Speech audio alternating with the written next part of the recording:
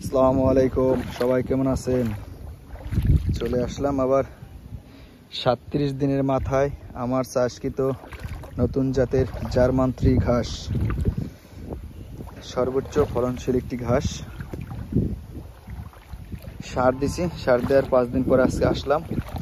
ঘাসের গ্রোথ মোটামুটি ঠিক আছে এবং কালো হইতেছে। এই ঘাসটার উপকারিতা হলো একটাই, আপনার যেসব জমিতে দীর্ঘদিন পানি জমে থাকে সেই সব জমিতে চাষ করবেন। যেমন বাড়ির চিপাচাপা যে পুষ্কনি খাল আছে, বের আছে, ডোবা, কোনো ধরনের ফসল হয় না, এইসব জমিতে আপনারা এই ধরনের ঘাসটা চাষ করতে পারেন, সর্বোচ্চ ফলন পাবেন। এবং এই ঘাসটার আরও কয়েকটা গুণ, বিশেষ করে ছাগলের জন্য বেস্ট পানির ঘাস, কারণ ছাগল ছোট প্রাণী, আপনারা জানেন। তা ছোট প্রাণীর জিনিসও দরকার হয় ছোট। এই একটা প্লাস পয়েন্ট। আর একটা হলো গিয়া, এই ঘাসটা আপনার জমিতে চাষ দিয়ে সার প্রয়োগ করবেন, ঘাস চাষ করবেন, আর কোনো খরচ নেই। মানে আগাছা লেবার দিয়ে যে আপনার আগাছা পরিষ্কার করতে হবে এরকম কিছু এই ঘাসে দরকার হয় না, যার কারণে এই ঘাসটা কয়েকটা দিক দিয়ে সেফ। দেখেন মাশাআল্লাহ খুব ভালো বড় হয়েছে। আপনারা আপনাদের পরিত্যক্ত জমিতে বা বিশেষ করে যেসব অঞ্চলে বেশি দিন পানি জমে থাকে এইসব জমিতে এই ধরনের ঘাস চাষ করতে পারেন। নরম সফট এই ঘাসগুলো দেখেন খুব ভালো ফলন হয়েছে ইনশাআল্লাহ, আলহামদুলিল্লাহ।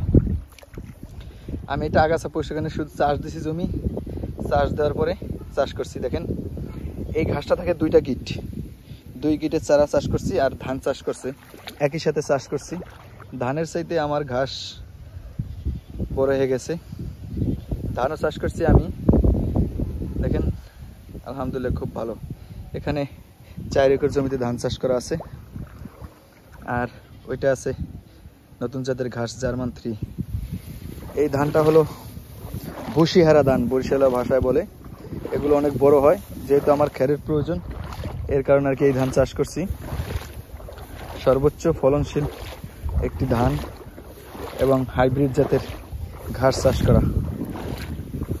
পরবর্তীতে ইনশাআল্লাহ পানির ঘাস দেখাবো, যেটা সার প্রয়োগ করছি, কি অবস্থা আপনাদের সাথে তুলে ধরবো।